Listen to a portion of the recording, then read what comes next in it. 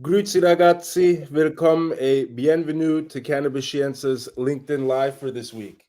To those of you joining us live, thank you very much for being here with us today. And for those of you who will be checking out the recording at a later time, also a big thank you to you. We hope you enjoy today's session and that you perhaps will have leave today's session having learned something new. Quick intro about us. Cannabis Scienza aims to combat the bottlenecks of the medical cannabis industry using the power of education and through the training of healthcare professionals on the effective use of cannabinoid medicines. In doing so, increasing access to medical cannabis for patients worldwide. On your screen right now, you have an overview of our services, as well as a QR code you can scan if you'd like to get in touch with us. Also, something we're extremely excited about is the upcoming launch of our Principles of Clinical Cannabinology Handbook, which is also just around the corner. Amongst other things, it covers the endocannabinoid system, clinical practices, regulatory landscapes, as well as available products in different jurisdictions. If you're interested in learning more about the handbook, reserving your copy, or finding out about our sponsorship opportunities, please scan the QR code and get in touch with us. We'd love to hear from you. Last but not least, if you haven't done so already, please head over to Cannabis Scienza's LinkedIn page and hit that follow button. We do have something special planned for when we hit the 1,000 followers mark. Without further ado, today we will be discussing medical cannabis research, talking about not only how the market has developed, the role of new innovative technologies in medical research, but much more as well. And I have to admit, I am honored to welcome two OGs of the medical cannabis market in Europe to today's call. They are affectionately referred to as PKPD, and no, I do not mean pharmacokinetics and pharmacodynamics, but rather the kinetic and dynamic duo of Dr. Pierre Debs and Dr. Pavel Kubu. The two are co-founders of Chain Pharmaceuticals.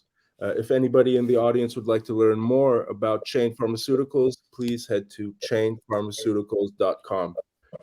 Gentlemen, we've reached the end of my monologue, and I would like to begin by thanking the both of you very much for taking the time today, and also by asking the two of you to please introduce yourselves.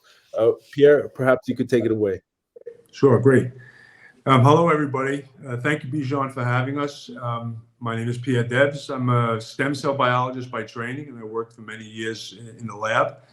My entrance into the cannabis industry comes from the lab. In 2015, I started a company, and we were the first ones to import medical cannabis flowers from Canada into Germany and start distributing to pharmacies throughout Germany.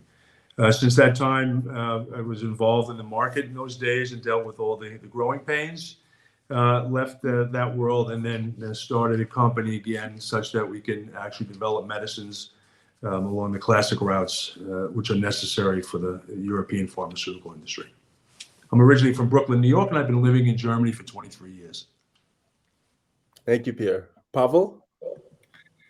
Hello, everybody. Thanks, Cannabis Scienza, for inviting us for this interesting topic.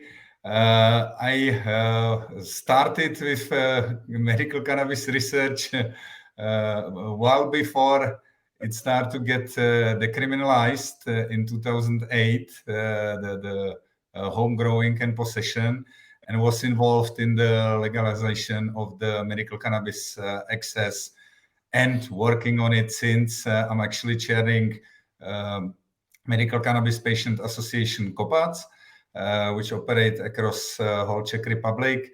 And I'm in my professional career, I specialized in addictology and medical informatics. I was running for a decade Intel Digital Health Group in Central Eastern Europe, and was involved in the first implementation of various healthcare technology solution, changing the clinical practice after a decade in Intel, and moving on with the medical cannabis access and ability to research it in Czech Republic. I was co-founder and CEO of International Cannabis and Cannabinoids Institute, which brought among others, the topics of contaminants in non-medically regulated cannabis products. And then I started to work with Pierre, joining the forces to bring to the clinical practice what we see and learn is missing to get medical cannabis accessible to all patients in need. Thank you, Pavel. So, I mean, it's clear both of you have been a part of this industry since its inception. And so, honestly, I'd like to just kick this off by hearing your viewpoints on how the medical cannabis market has developed over the past few years. Well, yeah. So I think it's important to understand how medical cannabis comes back into the world of therapeutic modalities and the pharmaceutical world. Unlike most other pharmaceutical products, cannabis has come from basically the bottom up from patients. So in many cases, the patients have moved cannabis back into the doctor's office, for that matter, because they found it to be useful. So, back in 2008, when I started following the industry, there wasn't much clinical evidence, and there weren't many clinical studies being done at the time. Although, for many years prior to that, before 2018, some of the larger pharmaceutical companies actually had done a lot of initial work on targeting the endocannabinoid system. But the current market today, as it started, at least in Europe in 2015, more or less, is basically driven by the patients requesting access to the raw material flower. This was also had its precedence over in North America, in Canada, and in some states in the US, where patients were taking matters into their own hand when they came across the fact that the cannabis flower was helping them with their indications. Not that cannabis was anything really new. As everybody knows on this call, cannabis has been used for thousands of years as a medication in one form or the other. But through the course of history, prohibition comes along and then pulled it out of basically the mainstream of development of pharmaceutical products. So in the very beginning, at least in Germany, when we started, you didn't hear much about cannabis or medical cannabis for that matter. Back in 2015, when I started, at least, there were in Germany, people had to have a license for it, and there were a couple of hundred patients at that time. And by the time the law changed in 2017 in Germany, that number continued to double, such that in 2017 there were about 1,200 registered medical cannabis patients. And from that point on, once the market had opened, once the German regulators said, okay, patients need to have access to this product, the market started to grow in that fashion. And it started the way it did because in order to open this market in Germany, in the EU, you had to have licenses to import the cannabis. And the only way you can do that is to find somebody that had a license to legally grow and export it. So naturally, you had to look over to Canada, which was pretty much more advanced at this stage in 2017. Therefore, cannabis comes into Germany and therefore the EU in a sort of larger scale through the flower, and the whole market is being driven now by access to the raw material flower. So when we started, you didn't hear anything in the boulevard press for that matter. Nowadays, you hear something almost every day in multiple newspapers and magazines. And it's a very hot topic because the raw material itself does work. It's a question of how do we fit that and advance that to fit into the healthcare systems and modalities that we have in the EU. So it's quite a different way of bringing a medicinal product or a pharmaceutical product into widespread usage versus the classic way starting from a single molecule, which then goes through that long, drawn-out pathway. This was really driven from the ground up from the patients. Sure. Yes, as Pierre already mentioned, that's the specific of the industry that literally grows up from the ground as the plant. I must say I see there a lot of parallels with development digital healthcare industry 2 decades ago, where in fact the companies are quite often only interested to build up their businesses. They are not dealing with the actual or potential regulatory hurdles. With regards to cannabis, the medications are still available only as active pharmaceutical ingredient. We've got just 2 finalized products which are anyway registered for small indications compared to the empirical knowledge of the various indications where medical cannabis can help, especially on various chronic conditions. With regards to the scalability in the clinical practice, the titration period, which is actually even the continuing medical education suggested approach, it's in fact creating another barrier for the clinical practice because the missing data on dosing in various indications and need to find individual optimal dose are, of course, complicating the otherwise overwhelmed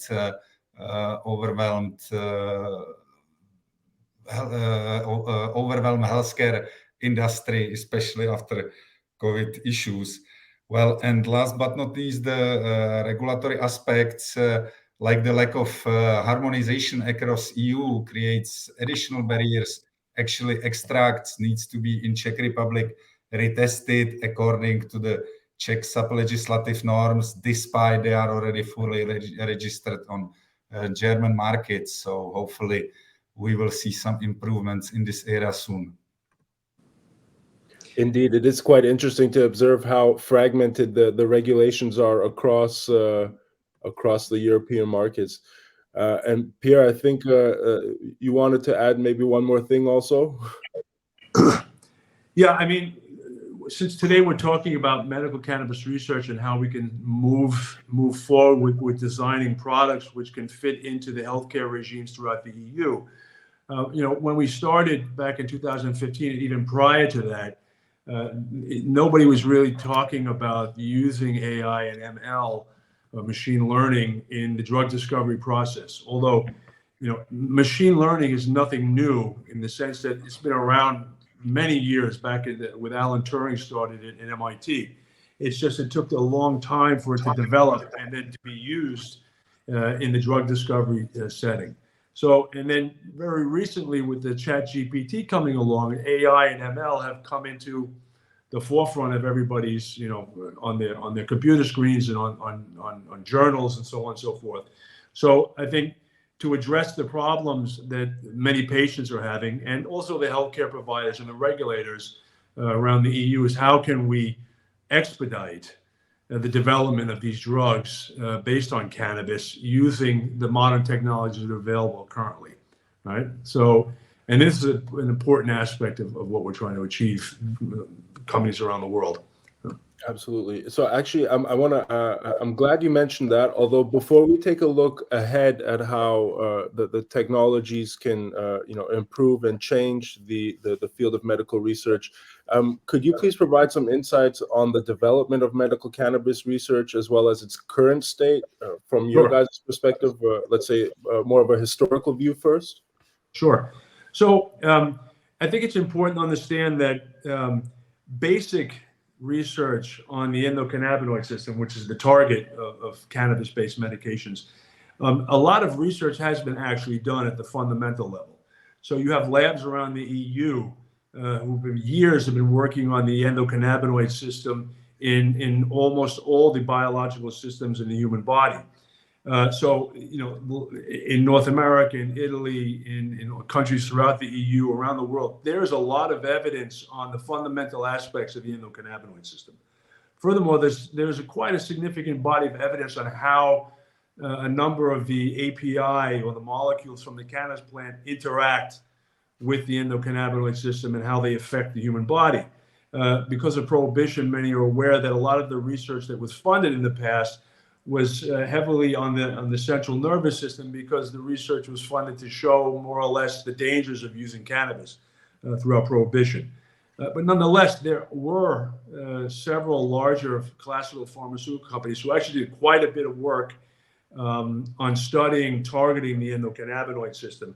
Maybe not necessarily with with plant cannabinoids, but also with a variety of synthetic cannabinoids.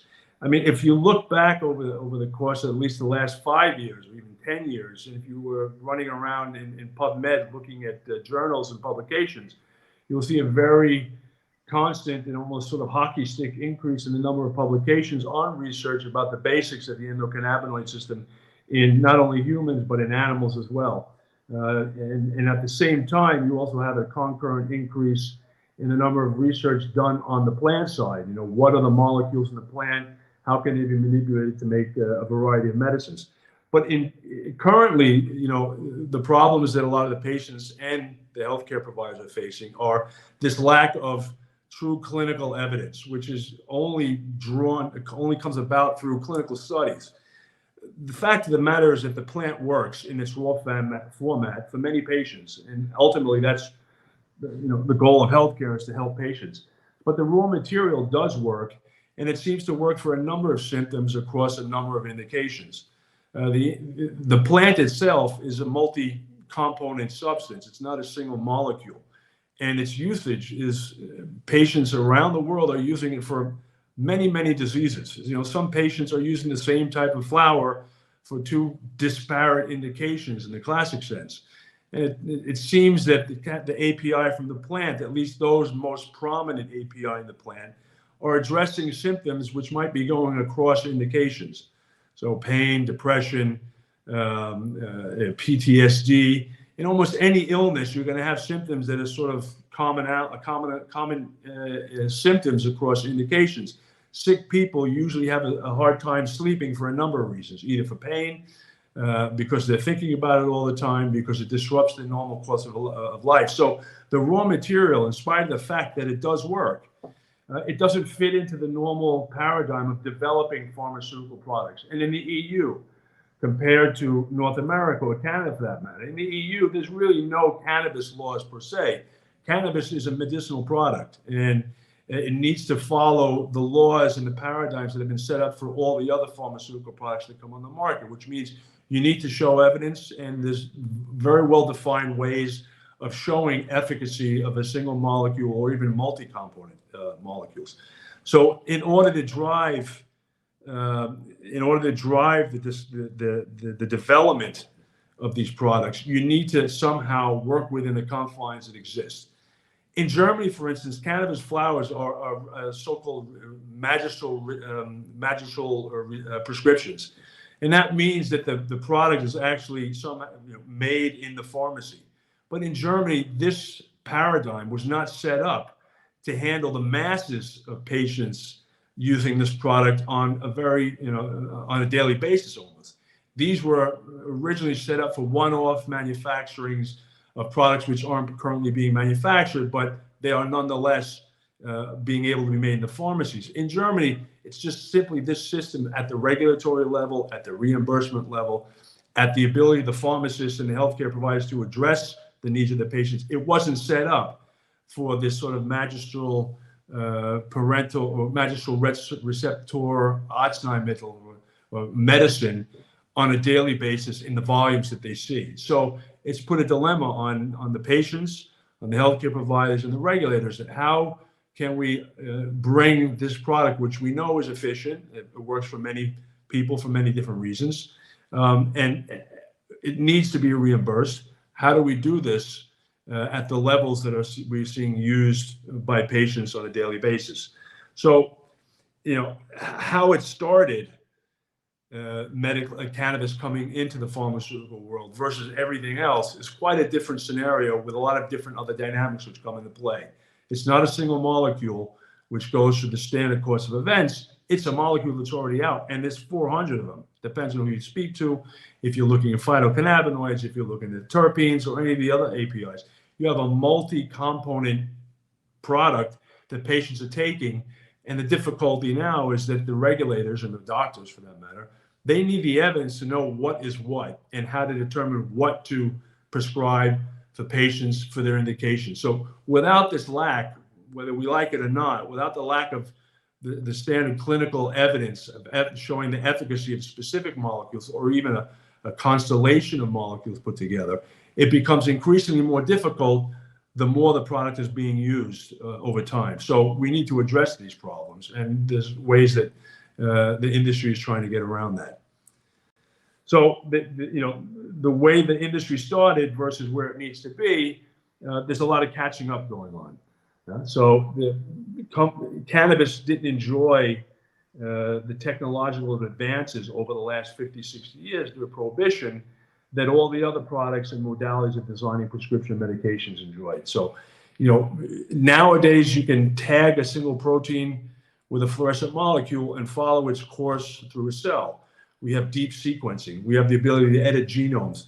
All these technologies did not flow. The cannabis was not subjected to this evolution of technology such that we're at the same point where we need to be relative to all the other products. So we need to play catch up. And this is sort of where we're at today. Yeah, and I think that's a perfect segue actually to ask Pavel your opinion also, coming from the health tech world. What is your opinion on the way that that the research has developed in its current state? Yeah, there's again a nice parallel that there's already 3 decades of development and implementation of various digital health technologies into the practice.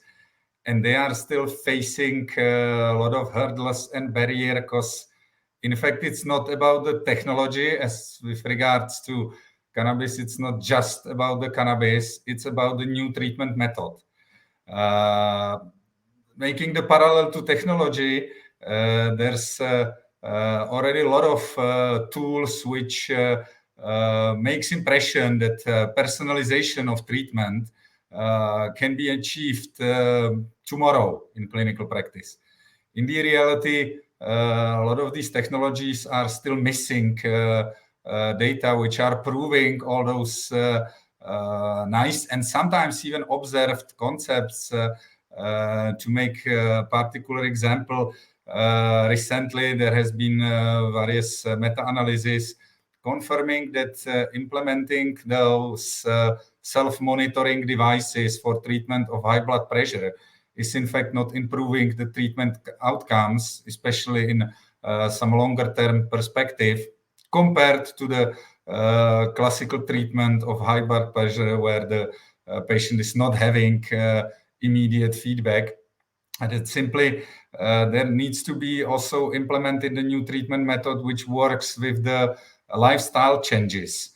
And also the method needs to show the practical effectiveness to be available for scaling in the healthcare, because there are multiple even ethical limitations, and in fact the healthcare, despite it's not quite often visible from various public outcomes from the healthcare system, it's one of the most conservative activities of mankind in adopting new tools, new features, because of course we always have to think about the ethical requirements, starting with do not harm, which means that until we are not 100% sure that some new tool, despite having all the nice promising hypotheses, is really not doing any harm and is really doing good, then it can be get into the implementation. Thank you, Pavel. And Pierre, both of you mentioned this, and I'd love to kind of dive a little deeper on this, but I'd love to hear your guys' opinion on how exactly these innovative technologies that you mentioned, like ML, like AI, potentially even ChatGPT, how will these, in your opinion, change or advance cannabis as a medicine? Yeah.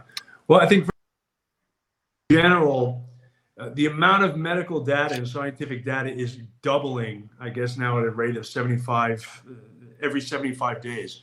So it's just an enormous amount of data that's being generated nowadays. So there's really only one way to analyze this data, to handle these enormous data sets, and machine learning offers a useful tool to do this. In terms of AI, AI in many cases is everybody talks about right now, but AI is not making the decisions in many cases. It's helping humans make a decision, especially when it's coupled with high throughput data analytics. So the ability to analyze enormous data sets in much shorter time periods without having to have whole institutes of people sitting around all day poring over data sheets and data sheets, this is a big plus. Why is this useful for cannabis? Specifically because we're dealing with a product which people are using already, which is multi-component. So you have hundreds of molecules being introduced into the body in a variety of delivery mechanisms. Some people are smoking it, some people are eating it, vaporizing it, putting in cream, and for all these type of indications. So you're going to need to have a way to rapidly, or within reason rapidly, identify useful molecules from the plant and how they're behaving in the body of biological targets. And the only way to keep up with the usage of cannabis as a medicine is to employ some of these technologies like machine learning and AI, where you can, in fact, screen large amounts of data and looking for useful insights. In many cases, AI, in terms of the drug discovery world and pharmacological world, this can also be called in silico analysis, whereby you're able to, in the in silico world or in the digital world, analyze molecules, their function, their structure, how they, and model their interactions, an API, a cannabis molecule with a biological target, and then model all the downstream effects. So this is sort of a new way of doing a more expedited process of identifying those molecules which are useful for taking further into drug development programs or clinical studies.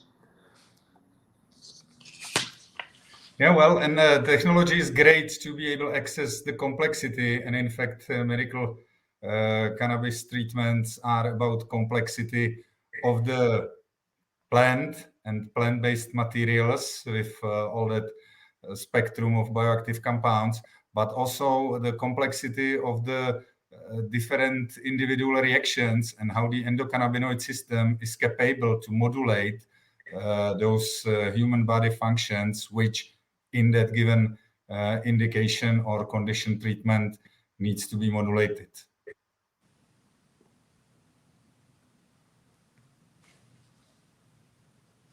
Oh, sorry about that. I just noticed I was muted. I was saying thank you, guys, and we are already nearing the end of our 30-minute session here. Although I do see we have some comments from our audience members, and thank you very much for our audience members again for being here with us and also for participating in the form of comments. If you do have any questions for the gentleman, although we will be ending in about a couple minutes, we will get back to all of your questions or comments also once the live is done. We have here Alexandra Zolheim, who mentioned, are there any studies that have been made on how cannabinoids can help hormone replacement therapy treatments for women with surgical or ovarian failure? This is a very specific question. I don't know if you guys would like to comment on this or maybe respond at a later time. But I don't know of a particular study. Yeah. Yeah. And we also have Anthony Guihur, who says we need better studies. It is the same problem with meta-analysis. Garbage in, garbage out. More collaborations, including the private sector, are needed. I think your sentiment is definitely echoed here, and we agree with you.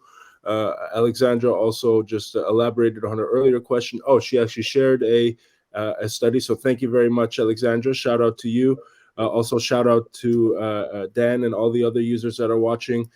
If you do have any questions for Pierre, for Pavel, please do feel free to leave them below. Also, if you enjoyed today's session and if you'd like to see more of them, give them a like.